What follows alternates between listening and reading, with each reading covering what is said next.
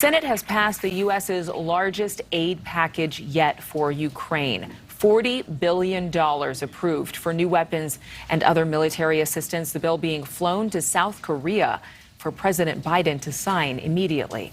For more on all of this, we are joined by Paul Rieckhoff, founder of Iraq and Afghanistan Veterans of America. Thank you so much. You know, it was imminent that Mariupol would fall to Russia. Moscow saying now there are more than those 900 Ukrainian soldiers in a prison camp.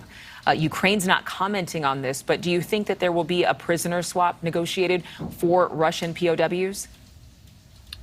Good morning, Adrienne. I think this is a pivotal point in the war.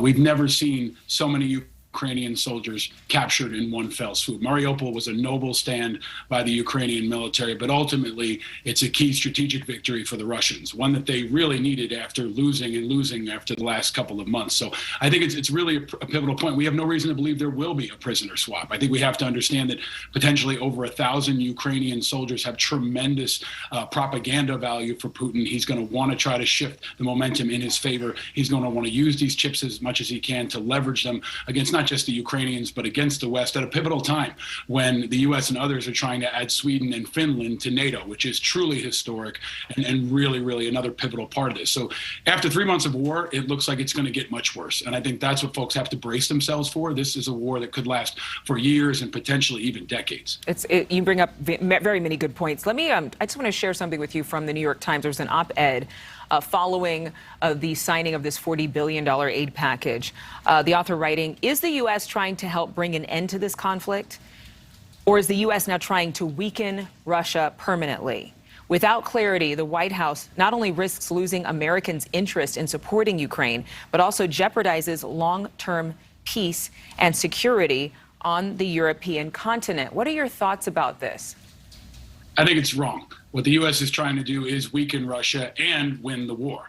And that may take a long time. It will definitely be expensive and it will definitely be bloody. But the Russians aren't just going to give up if we stop sending support to Ukraine. And this $40 billion push is another critical way that we can support without putting American boots on the ground, without putting American aircraft overhead. Our Javelins, our Stinger missiles, our artillery have really helped shift the momentum in Ukraine's favor. And I've been pretty blunt about this. I don't think this is over until Putin's gone. Anybody who thinks that Putin's just all of a sudden going to come to the table and start negotiating is living in another world. So we have to brace ourselves, and the American people especially have to brace themselves for what will be a very brutal, long conflict. That's what Putin wants. He wants us to give up, and we have to stay fast in whatever way we can. Right now, that's technology, that's financial support, that's diplomatic support. That's what the U.S. can and should do, because this is not just Ukraine's war. This is the West's war against a despot who is brutalizing people and could go much further if he's allowed. I think a lot of people would agree with you, but do you believe that in these very difficult times following a pandemic, in an inflationary period where we have enough problems on our own soil, a lot of Americans would say, do you think Americans have the appetite to continue throwing billions and billions of dollars for years to come into this war and this conflict? I think they do, because I think they understand the stakes here. They understand that this is the greatest fight of our time. This is like a fight my grandfather was a part of it in World War II. I think that they have understood the noble, the regal, important, critical part that the Ukrainians are playing as a hold spot for the rest of the world. So yeah, we have plenty of problems at home, but we should be able to walk and chew gum at the same time.